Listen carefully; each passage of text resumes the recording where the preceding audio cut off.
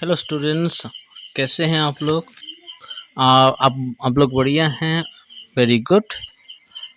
तो स्टूडेंट्स, आज जो है हम क्लास 10 का साइंस का चैप्टर 2 से प्लास्टर ऑफ पेरिस एक टॉपिक है, उसके बारे में बात करेंगे।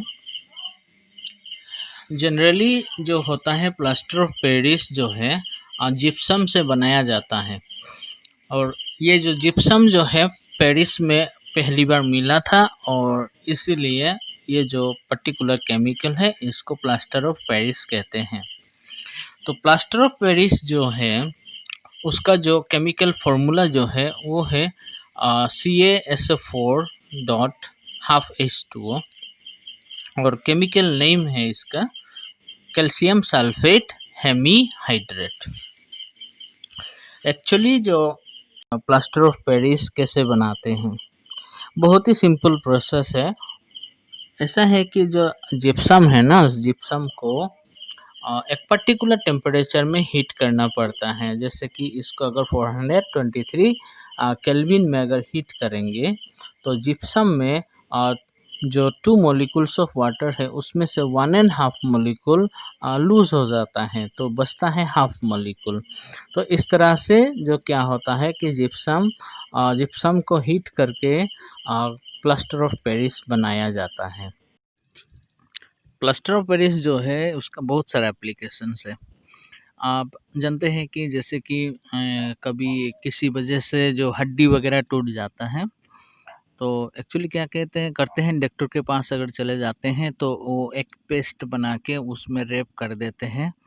वो एक्चुअली वो सॉलिड मास होता है, और ये जो है हड्डी जोड़ने का काम करता है।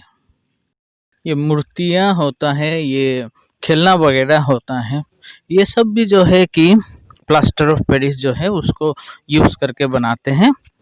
तो इस तरह से इसके अलावा भी जो होता है कि जैसे आजकल जो नया डिज़ाइन का घर बनाया जाता है, उसके छत में डिजाइनिंग का पर्पस भी हो जाता है, और जो है शिपिंग प्रॉब्लम जो होता है उसको भी हटाने के लिए आजकल जो है जो भी नया घर बनाते हैं उसका जो सीलिंग है उसमें प्लास्टर ऑफ पेरिस का एक कोटिंग दिया जाता है।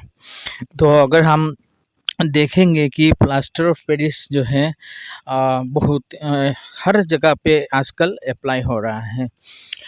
जैसे कि आपका बिल्डिंग को जो फायर प्रूफ करने के लिए भी प्लास्टर ऑफ पेरिस का कोटिंग दिया जाता है, उसमें वाटर एब्जॉर्ब रहता है, तो इससे क्या होता है आग जल्दी से नहीं लगता है।